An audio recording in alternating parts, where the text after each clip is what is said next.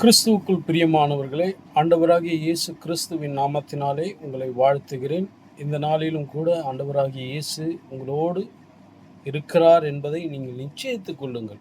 எந்த தருணத்திலும் ஆண்டவராகிய இயேசு கிறிஸ்து உங்களோடு இருக்கிறார் என்பதை நீங்கள் தீர்மானமாக உங்களுடைய ஜீவியத்திலும் உங்களுடைய வாழ்க்கையிலும் நம்பிக்கொண்டு விசுவாசித்து கொண்டு அவரதில் பற்றுதலாய் இருக்கும் பொழுது ஆண்டவர் அநேக காரியங்களும் உங்களுடைய வாழ்க்கையில் செய்ய வல்லவராக இருக்கிறார். அது மாத்திரமல்ல, இங்கே ஒரு வசனத்தை நாம் வாசிக்கிறோம். யாத்திராகமும் 21:9 வசனம். அவன் தன் குமாரனுக்கு அவளை நியாயமித்திருக்கிறதுனாலே தன் குமாரத்திகளை நடத்துவதைப் போல அவளை நடத்த கடவன்.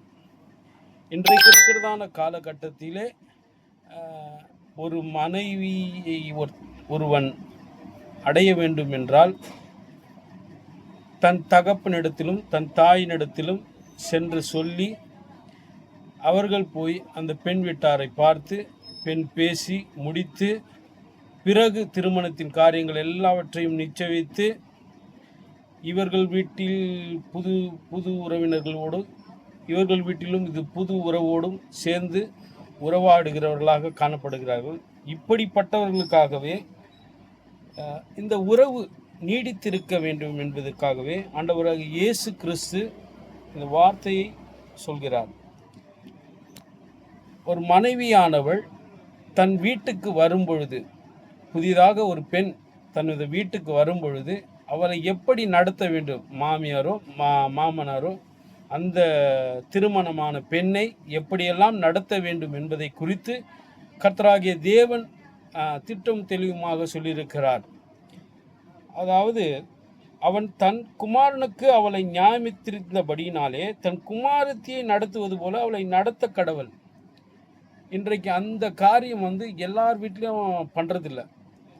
நிறைய பேர் என்ன பண்ணுறாங்கன்னா, ஒரு மருமக வீட்டுக்கு வந்தால் அது ஒரு பெரிய ஒரு கொடுமைக்காட்சி வர மாதிரி யோசிக்க ஆரம்பிக்கிறாங்க.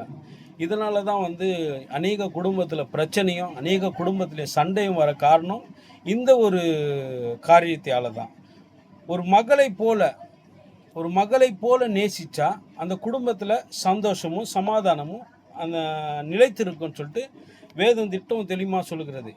அதனால் இப்போ புதுசாக ஒரு கல்யாணம் பண்ணி அந்த மருமக தன் வீட்டுக்கு வந்தாலோ, இல்லை புதுசாக அந்த கல்யாணம் பண்ணி அந்த மருமகன் தன் வீட்டுக்கு வந்தாலோ, தன் மகனை பார்ப்பது போலவும் தன் மகளை பார்ப்பது போலவும் பார்த்து அவர்களோடு உறவு கொண்டு அவரோடு பார்த்து அவரோடு பேசி என்னுடைய மகன் என்னுடைய மகள் என்று நீங்கள் உறவு கொண்டாடினால் கண்டிப்பாக ஒரு சமாதானம் உண்டாகும். சமாதானம் உண்டாகுறதுனாலே தேவன் அந்த குடும்பத்தையும் ஆசீர்வதிப்பார், உங்களையும் ஆசீர்வதிப்பார். கிறிஸ்துவை ஏற்றுக்கொண்டதான அநேக குடும்பங்களிலே இவைகளெல்லாம் காணாமல் இருக்கிறதுனாலே அநேக குடும்பங்கள் ஒரு பிரச்சனையும் சண்டையும் சச்சரவுமாய் காணப்படுகிறது.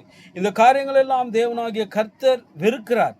ஆகையால் புதிதாய் கல்யாணம் ஆகிறவங்களும் நீங்கள் நிச்சயித்திருந்தாலும் உங்களுடைய பெண் பிள்ளையை பார்ப்பது போல அந்த மகளை பார்க்க கடணும். அதே போல் மாப்பிள்ளையை தன்னுடைய மகனை பார்ப்பது போல பார்க்க வேண்டும். இப்படி பார்த்தால் அந்த குடும்பத்தில் எந்த ஒரு சண்டையோ சச்சரவோ ஒன்று வராது.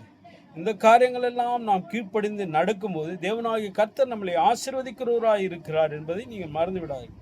கர்த்தர் தாமே உங்களை ஆசீர்வதிப்பாராக. ஆமென்.